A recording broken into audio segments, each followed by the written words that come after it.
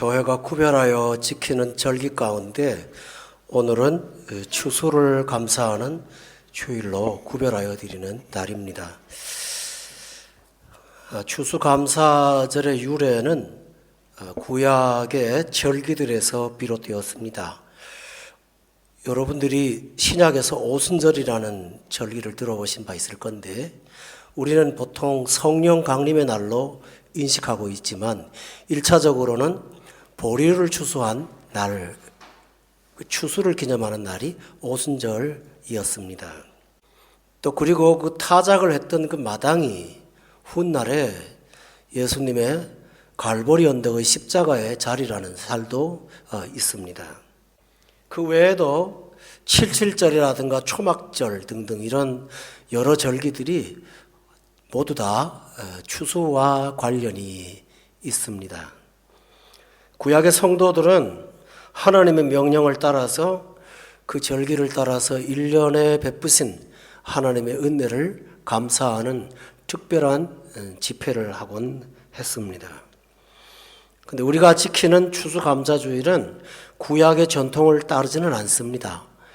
그 대신에 영국에서 개신교를 구성된 기독교인들이 천주교도로부터 매우 박해를 심하게 받아서 신앙의 자유를 찾고자 영국을 떠나서 신대륙을 갔습니다. 그 대륙이 아메리카, 미국이죠. 처음 청교도들은 150명이 그 메이플라워호라는 배를 타고 본모스라고 하는 곳에 도착을 했는데 강력하게 그 사람들을 거부하는 인디언들과의 그 전쟁 속에서 대부분의 사람들이 살상을 당하고 1년을 농사를 지었지만 먹을 것이 없는데 들판에 뛰어다니는 야생 조류 가운데 칠면조라고 있습니다. 그것을 잡아가지고 1년 동안에 우리의 생명을 보호하신 하나님께 감사하는 그런 절기들을 지냈습니다. 그 절기를 전 세계 기독교가 하나의 전통으로 이어받고 추수감사절로 지내게 되었습니다. 우리가 지금은 11월 달인데요. 한국의 절기로 보면 추수를 다 마감하지는 못했지만 거의 마감한 때가 되는 것 같습니다. 이 추수감사절의 의미는 한 해 동안 우리에게 베푸신 은혜를 되새기면서 하나님께 감사하는 그 날이 되겠습니다. 그런데 참 은혜로 오늘 본문이 추수에 적합한 말씀이 되겠습니다.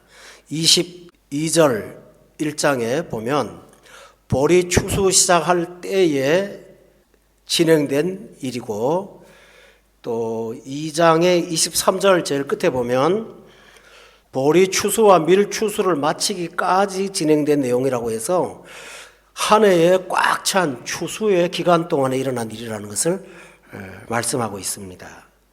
여기에 등장하는 주 인물들은 공교롭게도 추수할 것이 없는 사람들의 이야기입니다. 베들레헴 사람들은 자기 땅이 있으므로 1년에 농사를 지어서 추수를 했지만 모압에서 돌아온 나오미하고 룻은 1장 22절로 돌아가 보면 추수 시작할 때에 베들레헴에 왔으니 1년에 농사를 지은 것이 없으니까 추수할 것이 없는 사람들이었습니다. 그런데 2절에 보면 룻이 이런 말을 합니다. 누구에게 은혜를 입으면 이렇게 하면서 추수마당에 들어갔습니다. 은혜라는 말은 자격 없는 자에게 베푸시는 하나님의 호의를 은혜라고 합니다. 근데 룻은 내 공로로 사는 자가 아니고 은혜가 필요하다고 고백한 사람이었습니다. 1년 우리가 살고 한 해를 돌아보면 우리 힘으로 사는 것이 아니었고 은혜로 살아왔음을 우리는 고백하게 됩니다. 그런데 룻은 은혜가 필요하지만 은혜를 누구로부터 받아야 될지는 알 수가 없었습니다. 그래서 누구에게, 어떤 사람에게 은혜를 좀 받으면 라고 말했는데, 본문의 1절에 보면 그 말을 하기 전에 나오미의 남편 엘리멜렉의 친족으로 유력한 자가 있는데 그의 이름은 보아스더라라고 그 사람이 갑자기 등장을 합니다. 1장과 2장에 연결되는 내용상 이 사람은 전혀 여기 나올 이유가 없는 사람입니다. 그런데 2절에 룻이 은혜를 입으면 이라고 말하기 전에 먼저 은혜를 줄 수 있는 사람, 첫째로 나오미의 남편과 관계되는 친족이었습니다. 둘째로는 친족이지만 유력한 자였다는 말은 누구에게 은혜를 베풀 수 있는 넉넉한 사람이었습니다. 여기서 이 본문의 배치를 보면 우리가 은혜를 간구하기 전에 은혜 주실 분이 먼저 준비되어 있었다는 사실을 본문에 보게 됩니다. 이것은 예수를 믿고 거듭나서 인생에 돌아보고 내 발자취를 보면 그대로 다 보입니다. 내가 은혜가 필요하다고 고백하니까 그때부터 하나님이 일을 시작하신 것이 아니고, 내가 구하거나 생각하기도 전에 하나님께서 보아스와 같이 은혜를 준비하고 기다리셨습니다. 이것이 신자가 받은 하나님의 은총입니다. 구속사의 관점에서 성경을 보면 우리에게 은혜를 베푸실 수 있는 정말 유력한 분이 한 분 계십니다. 그분은 우리의 구원자이신 예수 그리스도이십니다. 요한복음에 보면 예수님을 가리켜서 말씀이 육신이 되었는데 우리 가운데 거하시는데 우리가 그 영광을 보니까 은혜와 진리가 충만하다. 예수님은 은혜로 충만하신 분입니다. 제가 성경을 여러 번 보기도 하고 다른 학자들의 이야기도 읽어보았는데요. 바울 사도는 은혜라는 말을 참 많이 썼는데, 베드로도 은혜라는 말을 정말 많이 썼는데, 다른 제자들도 은혜라는 단어를 많이 썼는데 예수님은 단 한 번도 쓰신 적이 없습니다. 그 까닭이 있습니다. 예수님 자체가 은혜이시기 때문입니다. 우리에게 어떤 유력한 돕는 사람이 있기보다 우리에게는 구원 이후에도 여전히 함께 하시는 은혜의 주님이 우리 삶에 앞서 준비되으셨다는 사실을 오늘 1년의 고백과 감사로 하나님 앞에 드릴 수 있기를 주의 이름으로 축원합니다. 이것입니다. 두 번째로 우리가 감사할 일은 본문 3절에 보면 룻이 베는 자를 따라서 이삭을 줍는데, 여러분 상상해 보세요. 이삭을 줍는 사람은 고개를 들고 앞으로의 방향을 볼 수가 없습니다. 그저 고를 따라서 고개를 숙이고 이삭을 줍는데, 그 다음 9절에 우연히 보아스의 밭에 이르렀다라고 기록되어 있습니다. 그러나 오늘 본문 전체를 보면 우연이라는 표현은 사람이 보는 관점이고, 실제로는 하나님께서 룻을 그 보아스의 밭으로 이끄신 것입니다. 그 사실을 우리가 1절에 보면, 오늘 1절에서 이 보아스가 의미 있는 인물로 먼저 등장을 하고 나오미가 룻이 나중에 등장을 합니다.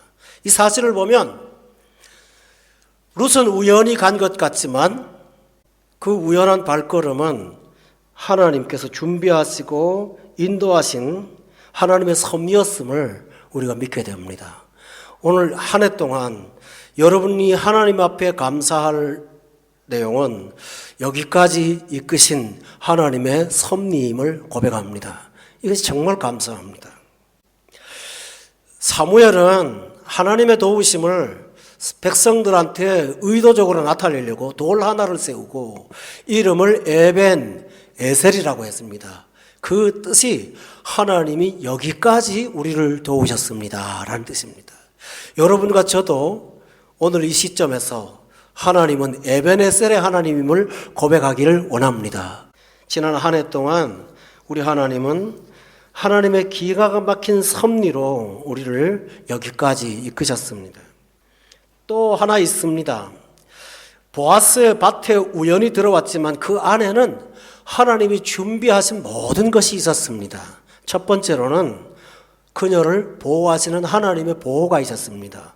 본문 9절에 보면 보아스가 소년들에게, 청년이겠죠, 명령하여 너를 건드리지 말라 하였느니라. 목이 마르거든 그릇에 가서 소년들이 길어온 것을 마시라고까지 말을 했습니다. 보아스의 밭은 계획 없이 들어갔는데 섭리로 이끄신 하나님의 인도하심으로 들어갔더니 거기에 보아스의 명령을 따라서 이 룻의 생명과 신실함을 보호하시는 하나님의 은혜가 기다리고 있었습니다. 12절에 보면 룻은 우연히 들어갔지만 룻의 신앙을 들은 사람들은 모두가 다 깨달았습니다. 어떤 걸 깨달았나요? 그의 날개 아래, 여호와의 날개 아래 보호받으러 온 사람이다 라고 했습니다. 성도 여러분, 예수님을 영접하면 하나님께서 여러분을 보호하십니다. 여러분을 보호하시면 하실까요? 너의 우양과 남종과 여종과 집에 있는 그릇과 짐승들까지도 보호하신다고 신명기에 말씀하셨으니 내 산업도 보호하시고 내 생명도 보호하시고 내 가족도 보호하신다는 말씀이 구약에 분명히 명시되어 있습니다. 여러분 모르지요? 세상이 여러분을 보호하실 것 같습니까? 아닙니다. 세상은 여러분이 이용할 가치가 있을 때 접근합니다. 탕자를 보세요. 흉년이 들어서 먹을 것이 떨어지니 아무도 그에게 가까이 대하는 사람은 없었습니다. 그러나 룻은 추수할 것이 없는, 말하자면 좀 심하게 말하면 얻어먹어야 되는 입장임에도 불구하고 하나님을 선택하고 들어온 그녀를 하나님의 날개로 보호해 주셨습니다. 바로 이것입니다. 지난 한 해 동안 하나님의 보호가 없었다면 우리가 무슨 일을 만났을는지 어찌 알겠습니까? 하루도 편안한 날이 없는, 정말 늘 우여곡절로 가득한 세상 속에서 하룻밤 침상에 잠을 자고 새날을 맞이할 수 있었던 이 모든 은혜는 하나님의 보호 때문임을 믿으시기 바랍니다. 또 하나는 그 안에 보호만 있는 것이 아니라 하나님의 위로가 있었습니다. 오늘 13절에 보면 룻이 이르되 내 주여 내가 당신께 은혜 입기를 원하나이다. 나는 당신의 하녀 중에 하나와도 같지를 못하는데 당신이 이 하녀를 위로하시고 마음을 기쁘게 하는 말씀을 하셨나이다 하니라 고백했습니다. 세상살이 얼마나 힘듭니까? 여러분을 누가 위로한다고 한들 그 소리가 공허한 것을 알기에 진정한 위로가 되지 못합니다. 사실은 세상은 우리를 위로하기보다는 겁박하고 우리를 고통스럽게 하죠. 여성 성도 여러분들, 이 부분은 여러분이 공감하고 사실 게 하나 있습니다.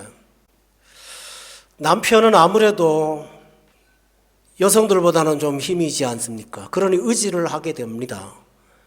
가장이 된 남자들 밖에 나가서 누구를 의지하고 누구에게 아픈 소리를 하소연하고 삽니까? 정말 냉혹한 살벌한 경쟁사회 속에서 이 세상은 위로가 없습니다. 그런데 하나님은 주 안에 들어온 자를 위로하십니다. 그냥 말로 위로하지 않고 위로자를 붙여주십니다. 그분이 누구십니까? 성령이십니다. 성령을 위로자라고 말하는 거 아시죠? 보혜사라는 말은 위로자라는 뜻입니다.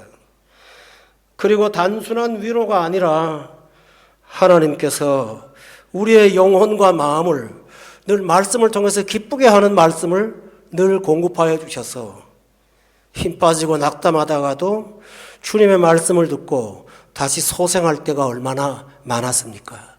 교우 여러분, 이 하나님의 은혜에 대하여 감사하시기를 주의 이름으로 축원합니다. 세상에서 주는 즐거움은 그저 웃고 마는 것입니다.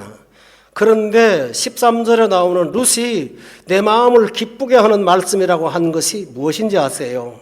아까 나온 말씀 중에 12절에 보니까 날개 아래에 보호를 받으러 온 너에게 온전한 상 주시기를 원하노라. 여러분, 보호받으러 온 게 무슨 상 받을 만한 일입니까? 그런데 하나님은 상 받을 만한 일이라고 보십니다. 이게 정말 귀한 겁니다. 하나님을 의지하는 자체가 세상에서는 사람을 의지하면 그 사람 부담스러워합니다. 근데 하나님은 하나님을 의지하는 자에게는 상 받을 만한 사람이라고 말씀하십니다. 이 신비지요. 이게 은혜지요. 정말 하나님은 우리의 노력 대가만큼 주신 것이 아니라 이 1년 동안을 상으로 채워주셨음을 저는 믿습니다. 이것이 은혜입니다. 또 하나 있습니다. 이것은 말씀이었죠. 그런데 하나님 안에는 빈 것을 채우는 채움이 있습니다. 본문 1장 21절에 보면 나오미가 내가 풍족하게 나갔는데 여호와께서 내게 비어 돌아오게 하셨다라고 한탄을 했습니다. 비어서 왔습니다. 그런데 18절에 보면 2장에 그 주운 것을 보이고 그가 배불리 먹고 남긴 것을 내어 시어머니에게 드렸다라고 기록되어 있습니다. 성도 여러분, 룻기에 굉장히 중요한 핵심 단어가 있습니다. 그게 뭔지 아세요? 채우심입니다. 여러분 한번 저하고 생각해 볼까요? 그 나오미의 가정은 1장에서 남편도 죽고 아들도 죽고 상실투성이죠. 그리고 비었어요. 그런데 시간이 가면 갈수록 먼저 양식을 채우지요. 그 다음에 가족을 채우죠. 그리고 4장에 가면 생명으로 자손을 채워요. 이것처럼 예수 안에 살면 우리가 이 땅에서 비어있던 인생인데 하나님이 우리의 삶을 채우셔서 그 채우신 은혜로 살게 된다는 사실을 성경이 가르쳐주고 있습니다. 여러분, 올 한 해 하나님이 채우신 은혜가 있으십니까? 얼마나 감사합니까? 그렇다면 어제나 오늘이나 영원토록 변함없으신 하나님께서 2019년에 하신 일을 2020년에 중단하실까요? 저는 아니라고 믿습니다. 그러므로 성도 여러분, 지금까지 살아온 것이 하나님의 은혜임을 믿으시기를 바랍니다. 예수님이 구원을 채움이라고 말씀하신 적이 많습니다. 누구든지 목마르거든 내게로 와서 마시라. 누구든지 줄이거든 나를 먹으라. 나를 먹는 자는 영원히 살리라. 영원토록 줄이지 아니하리라. 영원토록 목마르지 아니하리라 라고 했습니다. 여러분, 예수님 안에서 시편의 고백처럼 늘 하나님의 채우신 은혜로 내 잔이 넘치나이다. 이 한 해를 그와 같이 기쁘게 사시기를 예수 이름으로 축원합니다. 또 하나 있습니다. 그 날개 아래 보호받으러 온 그에게는 하나님께서 이방 여인이고 룻의 고백처럼 당신의 하인녀보다도 못한다 이렇게 고백했습니다. 그런데 14절에 보면 식사할 때에 보아스가 룻에게 이르되 이리로 와서 떡을 먹으며 내 떡 조각을 초에 찍으라 하므로 라고 기록되어 있습니다. 밥상에 같이 앉게 한 것입니다. 저 곡식 주우러 온 여성이니까 주워서 가면 그 정도 해줄 수 있겠죠. 또 베풀었습니다. 살금살금 내버려서 자존감 안 상하게 주워 가도록 했습니다. 그런데 그보다 귀한 것은 그 보아스의 식탁에 함께 앉도록 한 것입니다. 여러분, 중동 문화에서 이 주인의 밥상에 함께 앉는다고 하는 것은 너는 종이 아니라는 선포입니다. 제가 사우디 있을 때 그 여기도 있죠. 그 양고기로 만든 그 밥하고 있는 거. 성경은 떠오르는데 그게 갑자기 생각이 안 나오네. 있습니다. 밥 잔뜩 있고 그 위에다가 이제 양 넣고 그 다음에 그 양의 혓바닥을 창자로 돌돌 말아 넣는데 추수 함사절 때마다 제다 사우디에서는 저를 먹게 했습니다. 그게 제일 어른이 먹는 거라 그래갖고 저 정말 싫었거든요. 그거 징그러운데 그걸 꼭 줬습니다. 그러면서 그 아랍 왕궁에 근무하시는 장로님 웃으면서 거기 가면요 다 이렇게 합니다. 제일 위더들한테 혓바닥 주고 먹다가 손가락으로 다 집어먹고 먹고 난 다음에 상을 물리면 뒤에 매니저급들이 또 먹고 또 상을 물리면 이제 하리스라 그래요. 개들이 또 먹고 그것도 다 남으면 또 짐승이 먹고 이렇게 계열별로 먹는다는 거예요. 근데 보아스가 내 상에 와서 함께 먹으라. 여러분 유대인으로서 모압 여성을 내 상에 앉게 하는 게 굉장히 어려운 일입니다. 사실은 예수님 안에 온 구원을 묘사하는 아름다운 장면입니다. 계시록 3장 20절에 내가 문 밖에 서서 문을 두드리노니 누구든지 내 음성을 듣고 문을 열면 내가 그에게로 들어가 그 다음 말이 있어요. 더불어 먹고 그는 나로 더불어 먹으리라. 사람이 누구의 도움을 받는 것도 참 귀하지만 인간은 하나님의 형상을 따라 지은 존재이기 때문에 양식을 채워져 갖고 영원히 만족하지 못해요. 참 중요한 게 하나 있어요. 자존감. 이 여성의 자존감을 보아스가 보호하고 높여준 것입니다. 여러분 하나님 앞에 들어오면 예수 안에 오면 우리가 종된 자가 해방되는 자유인이 됨을 믿습니다.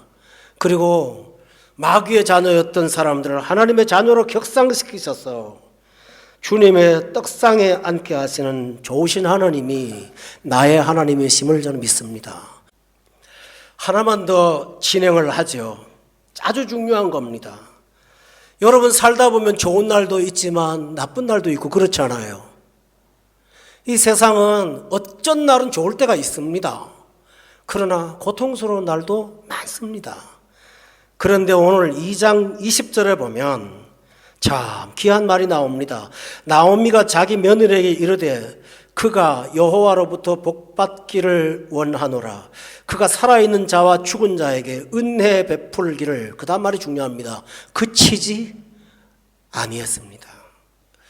예수 안에 한번 들어오면 여러분 섭섭하다고 하나님이 하던 일을 중단하실까요? 그것은 아닙니다. 40년 동안 이스라엘 백성들이 광야에서 만나 먹을 때 어떤 날은 하나님 기쁘게 했지만 어떤 날은 우상을 섬기면서 하나님 앞에 심판을 받기도 했지 않습니까? 그런데 심판을 받는 날도 굶고 받지는 않았습니다. 만나가 내려왔어요. 하나님은 은혜로 우리를 구원하셨기에 우리를 구원 안에 들이시고 그 은혜를 중단하지 않으시는 분이심을 믿으시기를 주의 이름으로 축원합니다. 이것이 하나님의 은혜입니다. 그냥 공급하시는 것뿐만 아닙니다. 여러분 사람이 먹고 사는 것으로 만족하나요? 사람의 가장 기본적인 욕구, 아브라함 메슬로우라는 학자가 인간에게는 욕구가 있는데 가장 기초적인 욕구는 식욕이다 그랬어요. 그렇죠. 제가 얼마 전에 북한에서 우리하고 용어가 다른 걸 하나 발견했어요. 우리는 의식주라고 하잖아요. 근데 북한은 식의주라고 합니다. 왠지 아나요? 우리는 의복이 앞서요. 좀 잘 사는 사람은 그런 거예요. 근데 식이 앞서요. 거기는 먹는 게 우선이니까 먹어야 입을 거 아니냐는 거죠. 그래서 북한에는 식의주라고 합니다. 그런데 사람이 배부르다고 만족하고 사는 게 아닙니다. 왜냐하면 하나님이 그렇게 우리를 지으셨습니다. 하나님보다 조금 못하게 하셨기에. 그래서 저와 여러분에게 참 중요한 게 있다면 배부르지만은 안식이 필요합니다. 영혼의 안식, 고향이 필요합니다. 3장 1절에 넘어가서 보면 룻의 시어머니 나오미가 그에게 이르되 내 딸아 내가 너를 위하여 안식할 곳을 구하여 너를 복되게 하여야 하지 않겠느냐라고 했습니다. 그렇습니다. 교우 여러분. 하나님께서 푸른 초장으로 우리를 인도하시고 실만한 물가로 이끄시지만 내 아버지 집에 영원히 거하게 하시는 것이 시편 23편의 결론 아닙니까? 이것처럼 하나님께서 올 한 해 동안 섭리로 인도하시고 보호하시고 그리고 나의 삶을 채우시고 그리고 위로와 기쁨의 말씀을 하시고 그리고 내 영혼을 믿음 가운데 안식하게 하셨습니다. 사랑하는 교회 여러분, 이 한 해 동안에 이 말씀을 통해서 돌아보면서 오늘 우리가 말씀 듣고 할 말은 딱 하나밖에 없습니다. 하나님 감사합니다. 그런데 이 은혜가 아무에게나 온 것은 아닙니다. 정말 한마디, 주님이 들으실 한마디, 그 말이 바로 은혜 안에 들어온 것입니다. 그게 뭘까요? 누구에게 은혜를 입으면. 조금만 더 말씀드릴게요. 북유럽에서 그 야생 늑대를 멸종시키지 않고 보존하려고 노력을 하는 가운데 겨울에 대해서 늑대들이 먹이가 없어서 굶어 죽는 사례가 종종 일어나니까 정부 차원에서 늑대들을 먹여 살리려고 늑대들이 좋아하는 조금 상한 고기들을 늑대들이 돌아다니는 그 주 출입구에다가 이렇게 놔두고 몰래카메라를 설치한 것을 제가 봤어요. 그 설치한 이유가 있더라고요. 일주일 동안요, 이게 독이 들었는지 안 들었는지를 늑대가 탐색하더라고요. 안 먹어요. 애기들이 굶어갖고 지금 비실비실 하는데도 안 먹어요, 애미가. 의심하느라고요. 아, 우리가 이렇구나라는 생각을 제가 했거든요. 하나님이 주시는 영생의 복이 예수 안에 있는데 그거 안 먹어요. 안 먹어요. 그러나 룻은 풍요한 땅 모압에서 살기보다는 하나님의 은혜의 땅에 들어가서 은혜 입기를 갈망했어요. 바로 그 마음이에요. 바로 그 마음이에요. 그 마음을 하나님께서 기뻐 받으심을 믿으시기 바랍니다. 그 마음이에요. 하나님께서 그 마음을 보시고 내년 2020년에 1년에도 우리 하나님께서 이와 같은 은혜를 주실 줄로 믿습니다. 예 하나만 더 하도록 할게요. 이거 제가 맞는지는 모르겠는데 저는 어떤 글에서 읽은 거니까 과학적으로 검증이 안 됐으니까 그냥 들으세요. 그 경비행기, 프로펠러 비행기로 높은 곳에 올라간 어떤 조종사가 있었는데요. 헛간에 두었던 비행기라서 타고 올라가 보니까 쥐가 한 마리 들어있더랍니다. 근데 그 쥐가 조용히 타고 가면 괜찮은데 그 고물 비행기 뒤편에 있는 여러 가지 연결된 선을 갉아먹고 있는 거예요. 그 선 끊어지면 어떻게 되죠? 비행기 떨어지는 거죠. 당황해서 어쩔 줄을 몰라 하는 상황에 그렇다고 조종관을 놓고 뛰어가서 어떻게 하지도 못하고 조그만 경비행기에서. 그래서 갑자기 생각난 게 하나 있었대요. 그래서 고도를 높이 올렸답니다. 정말 숨을 못 쉴 정도로 고도를 높이 올렸더니 기압이 높은 곳에 가서 쥐가 죽었대요. 제가 이런 얘기를 하는 이유는 이 세상에서 밑바닥에 살면 늘 인생의 문제에 치대껴서 하루도 편한 날이 없어요. 그때 여러분이 할 일은 그 치대끼는 사람 하나 둘씩 해치는 게 아니에요. 무슨 저 스타크래프트 게임처럼 누구 하나 죽여서 해결하는 게 아니고 기압을 높이세요. 올라가세요. 성령으로 날개를 달고 위에 올라가세요. 그리고 그 위에 있는 은혜를 입으시기 바랍니다. 그리하면 하나님께서 룻의 고백처럼 저와 여러분에게도 이 은혜를 지속하여 주실 줄로 믿습니다. 사랑하는 교회 여러분, 우리 한마디 고백하고 말씀을 마치겠습니다. 하나님 감사합니다. 다 같이 통성으로 2분간만 기도하겠습니다. 여러분 진지하게 1년 동안 베푸신 은혜에 대하여 하나님께 감사합니다 라고 기도합시다. 다 같이 기도하겠습니다.